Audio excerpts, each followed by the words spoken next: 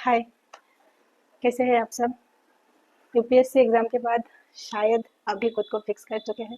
मैं एग्ज़ाम से 2-3 दिन पहले पूरा वीडियो वीडियो सब कुछ बंद कर दिया था, क्योंकि आपको पता है कि एक साल पूरा मेहनत करने के बाद जब वो डी डे आता है तो एंग्जाइटी लेवल कितना ज़्यादा होता है। तो इसलिए सब कुछ बंद कर दिया था। लेकिन उसके बाद भी, एग्ज़ाम होने के बाद भी, मैंने कोई वीडियो अपलोड नहीं किया, किसी भी तरीके का स्टेटमेंट नहीं दिया, कुछ भी, मतलब एग्ज़ाम से रिलेटेड कुछ भी बातें नहीं की। तो फाइनली हिम्मत जुटा के आई हूँ सब कुछ सेट करके। तो बात ये है, दूसरों की बात नहीं पता, मैं खुद की बातें बता रही हूँ। शायद मेरे preparation up to the mark नहीं था, क्योंकि मैं 65 to 67 ऐसा होगा, इससे ज़्यादा आंसर नहीं कर पाई। फर्स्ट पेपर की बात कर रही हूँ, जीएस पेपर 1 की। और उसके बाद जो सीसेट है, आपने देखा उसमें कॉम्प्रिहेंशन ज़्यादा है, तो रीडिंग हैबिट था, तो ज़्यादा प्रॉब्लम नहीं हुआ है। लेकिन फिर भी बोलूँगी, it was a difficult paper, at least for those student like me. तो ये गया पेपर की बातें। लेकिन मुझे नहीं लगता है मेरा प्रीलिम्स क्लियर होगा, क्योंकि अब जब एग्जाम देते हो ना, आपको कॉन्फिडेंस आ जाता है। और जबकि ज़्यादातर स्टूडेंट्स की भी यही प्रॉब्लम है कि क्वेश्चन का पेपर थोड़ा सा पैटर्न चेंज किया है, वो स्टेटमेंट वाला क्वेश्चन ज़्यादा था, जिसमें आपको पढ़ने में बहुत टाइम लग गया। और मेरे केस में क्या हुआ था ना, कभी कभी एक दो सेंटेंस ऐसा हो जाता है, एक बार पढ़ के आपको समझ नहीं आता है, तो उसमें मैं हिंदी वाला पोर्शन भी एक बार देख रही थी। जो भी है उतना अच्छा नहीं गया है। लेकिन अभी 12 अक्टूबर में यूपीपीसीएस है, तो सोच रही हूँ फिलहाल तो मैं उसमें फोकस करूँ, और उसके साथ आंसर राइटिंग प्रैक्टिस भी करते रहो। देखते हैं क्या होता है।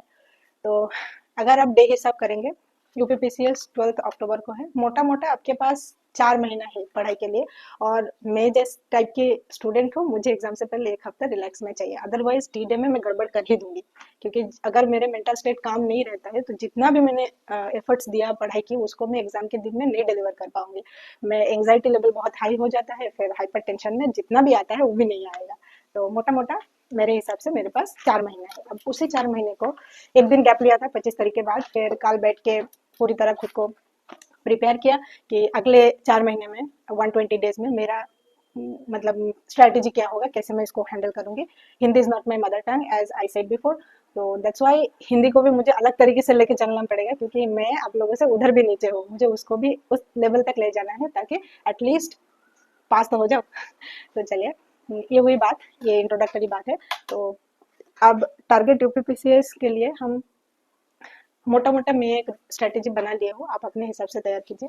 और ये जो बनाया हूँ, ये कोई रिजिड नहीं है, क्योंकि अगर बीमार पड़ जाओ, कुछ गड़बड़ हो जाए एक दिन, तो वो कंप्लीट नहीं हो पाया ना, तो मेरे जो मेंटल स्ट्रेंथ लेवल वो घट जाता है। मेरे को लगता है कि मैं डिमोटिवेट फील करने लगती हूँ, एक दिन नहीं हुआ, मैं कंप्लीट नहीं कर पाई, नहीं होगा मुझसे। लेकिन इसके लिए मैं वैसा नहीं किया हूँ। मैं हर एक सब्जेक्ट के लिए कुछ दिन अपने दिमाग में सेट कर लिया हो, कि जैसे पहले से जो पढ़ रहे थे उसमें से इंडियन पॉलिटी कंप्लीट हो चुका है, आर्ट एंड कल्चर कंप्लीट हो चुका है, मॉडर्न हिस्ट्री हो गया है, ये सब जो कुछ भी हो गया है उसको हम रिवीजन करते हुए चलेंगे। दिन में मैं एक स्लॉट उसके लिए रखूंगी, हर दिन एंड ऑफ द डे जो सब्जेक्ट्स कंप्लीट होते हो रहा है उसको हम रिवाइज करते चलेंगे। और उसके साथ साथ ये हर सब्जेक्ट के लिए मैं अपने हिसाब से डे फाइनलाइज कर चुकी हूँ। और एक हफ्ते में क्या पढ़ेंगे, वो पहले हफ्ते के मतलब शुरू में, संडे में, जब हम पूरे होल हफ्ते को रिवीजन करें प्रीवियस वीक को, उस टाइम में उसको डिसाइड कर लेंगे। तो उस हिसाब से इस महीने का जो 2-3 दिन बचा है, 29, 30, 31, ये 3 दिन में मॉडर्न हिस्ट्री को रिवीजन करेंगे। मॉडर्न हिस्ट्री बहुत पहले कंप्लीट की थी, तो उसको रिवाइज करेंगे। मॉडर्न हिस्ट्री बोले तो मेनली एक स्पेक्ट्रम की जो बुक होता है उसको रिवीजन करेंगे, ये 3 दिन में इसको कंप्लीट करेंगे। और उसके साथ साथ जैसे डेली करंट अफेयर्स चल रहा है वैसे चलेगा। जनरल हिंदी को भी लेके चलेंगे साथ में, क्योंकि मैंने पहले भी बताई थी कि कैसे उसको ग्रामर पोर्शन को मैं टारगेट कर रही हूँ, क्योंकि मेरे मदर टंग में मेरे ग्रामर स्ट्रॉन्ग है, and both are most of similar. तो that's why this is the strength मेरी इस सब्जेक्ट में। तो उसको मुझे अच्छे से करना पड़ेगा, नहीं तो वो जो लिखने वाला पोर्शन जहाँ आएगा, उसमें मैं हिंदी बहुत स्लो लिखती हूँ, मुझे पता है इसको मुझे बढ़ाना है। लेकिन जिसका मदर टंग हिंदी है उनके जैसे उतना अच्छा नहीं लिख पाऊंगी, ये भी मैं जानती हूँ। तो ग्रामर मेरे स्ट्रेंथ है। तो वीक पॉइंट को तो हम कोशिश करेंगे थोड़ा अच्छा करने की, लेकिन जो स्ट्रेंथ है उसको नहीं खराब होने देंगे। तो पहले ग्रामर पोर्शन कंप्लीट करेंगे।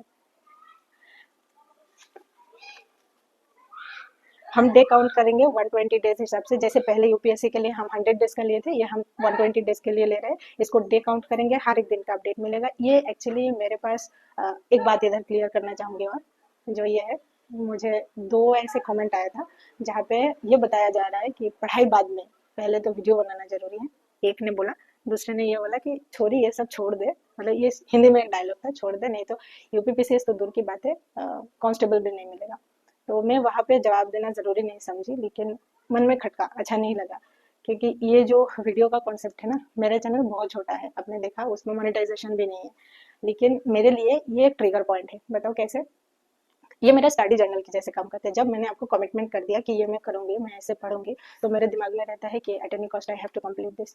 क्योंकि बीच में जैसे मैं मेरे हेल्थ कंडीशन से जूझ रही थी, उस टाइम ये मेरा स्ट्रेंथ था कि हाँ, मुझे करना है, थोड़ा सा भी कोशिश करना है। और जो लोग प्रिपरेशन करते हैं उनको अच्छी तरह पता है कि एस्पिरेंट के मेंटल हेल्थ की कंडीशन क्या होते हैं। हमारी कोई सोशल लाइफ नहीं होता, मतलब ना हम किसी से मिलते हैं, किसी से बात करते हैं, ना कहीं जाते हैं। हर रोज हम ये सोचते हैं कहाँ से थोड़ा टाइम बचाए। कभी कभी ऐसा होता है 24 आवर्स के दिन मुझे लगता है क्या बताया नहीं जाता मेरे लिए, क्या 2 घंटा का ही समय ज़्यादा नहीं निकाल सकते हो? लेकिन बॉडी की भी एक रिक्वायरमेंट है, आपको डेली का जो काम है वो भी करना है, फिर आपका हेल्थ का भी ध्यान रखना है, आपको 8 घंटा सोना भी है।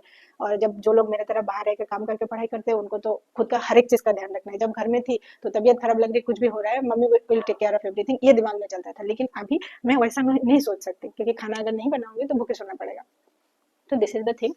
और ये वीडियो का कॉन्सेप्ट इसलिए है, कौन देख रहा है कौन नहीं देख रहा है, कितना व्यूज आ रहा है, रियली मैटर नहीं करता, क्योंकि मेरे चैनल से कोई इनकम नहीं हो रहा है, मोनेटाइजेशन नहीं है मेरा। मेरे लिए ये है कि ये मेरा एक स्टडी जर्नल जैसे है, कि मैं कितना पढ़ रही हूँ, कैसे कर रही हूँ, उसका मैं एक रिकॉर्ड रखूँ, ताकि जब मैं पीछे देखूँ तो मुझे ये एहसास हो कि हाँ, मैंने मेहनत किया था, मैंने मेरा 100% दिया था। फिर भी अगर नहीं होता है तो मैं खुद को समझा सकती हूँ, बता सकती हूँ। तो और एक बार किसी के सामने बताते हो ना मैं ये कर रही हूँ, तो आपके मन में वो रहता है कि मैंने प्रॉमिस किया, मैं इतना कर रही हूँ, मैंने बोला, तो एक मतलब खुद को धोखा देना जैसा, कि मैं खुद ही को एक प्रेशराइज सिचुएशन में डाल रही हूँ, ताकि मैं काम कर सकूँ, परिस्थिति जितना भी खराब हो, मैं खुद से वो काम निकला सकूँ, मतलब करवा सकूँ। मेरा हिंदी इतना अच्छा नहीं है, प्लीज कंसिडर दैट। और यहाँ के वेदर का भी मुझे, अब देख रहे हैं, मैं फैन जस्ट बंद किया and this is the condition. I am literally, ऐसा लग रहा है मैं नहा रही हूँ पसीने से। तो शुरू करेंगे, कल से डे 1 काउंट होगा। ये आप कैसे बताऊँ मैं आपको, वेयर इज द फोन। आज 28 मई है और मैं वीडियो बना रही हूँ रात को 8 बजे। मेरा रूटीन फिक्स्ड हो गया है, मैं पूरे सिलेबस को खंगाल ली हूँ, क्योंकि इस एग्जाम के बाद एक दिन मैं थोड़ा गैप लेती, क्योंकि उस दिन मैं शाम को घर आते हुए मुझे रात हो गया था। और अगले दिन मैं थोड़ा रेस्ट किया, और कल पूरे दिन syllabus, previous year questions, mains question papers, prelims question papers दोनों को देख के डिसाइड किया कौन कौन सी जगह से आपको एक मतलब ज्यादा क्वेश्चन आ रहा है इन 4 महीनों में, सबसे पहले वो कंप्लीट करेंगे। क्योंकि मुझे पता है 4 महीनों में 100% सिलेबस मैं कंप्लीट नहीं कर सकती, नहीं कर पाऊंगी, मैं मेरे स्ट्रेंथ जानती हूँ ना। तो इसीलिए वो टॉपिक को चूज किया जो टॉपिक प्रीलिम्स एंड मेंस दोनों में है, और लास्ट फ्यू ईयर्स में जिससे क्वेश्चन अच्छा खासा वेटेज लेके आ रहे हैं। जैसे इकोनॉमी हो गया, इंडियन पॉलिटी हो गया, फिर एनवायरनमेंट हो गया, ये फिर सीसेट में हिंदी वाला पोर्शन हो गया, ये सब जो हमारी मेहनत को, मतलब जो मेहनत करेंगे उससे क्वेश्चंस भी आएगा इस तरह। तो ये क्वेश्चन पहले, ये सब पहले कंप्लीट करेंगे। और मैं पूरी तरह रूटीन फिक्स नहीं किया हूँ, मैं ऐसे रूटीन बनाया हूँ कि एक दिन मेरा गैप हो जाए, मैं नहीं कर पाऊँ, अगले दिन उसके लिए मैं डे रखूँ, मतलब हर वीक का टारगेट फिक्स करके करेंगे। जैसे अभी ये 3 दिन का डिसाइड किया हो कि जैसे डेली करंट अफेयर्स चल रहा है चलेगा, हिंदी वाला पोर्शन हो गया, मॉडर्न हिस्ट्री एक स्पेक्ट्रम को रिविजन कर लेंगे, ये हो जाएगा ना, तो एक सब्जेक्ट एक्स्ट्रा डन हो जाएगा। और उसके साथ साथ हम वो सब्जेक्ट्स भी रिविजन करते चलेंगे जो ऑलरेडी कंप्लीट हो गया है। अब मैंने देखा हो कि चैनल छोटा है, इसीलिए शायद जो डेली ब्लॉग हो जाता है ना, तो डेली ब्लॉग में जितना मेहनत लगता है उस हिसाब से कभी व्यूज नहीं आया। एक दो छोड़ सकते हैं आप, अदरवाइज नहीं आता है। लेकिन शॉर्ट्स में हो तो शॉर्ट्स क्या होता है, लोग बस स्क्रॉल करते जाते हैं, तो वो व्यूज आ जाता है। कभी कोई कुछ अच्छा बोला ना, आप मेहनत कर रहे हो, कोई बोला कि हाँ इट्स फाइन, तो थोड़ा अच्छा लगता है, बस यही बात है।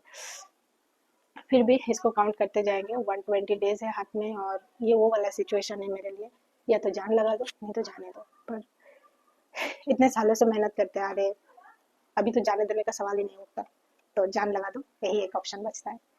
चलिए एक बार ये भी देख लेते हैं कि 120 डेज अगर पूरी तरह लगा दूं, जी जान लगा के मेहनत करूं, क्या प्रीलिम्स क्लियर हो सकता है?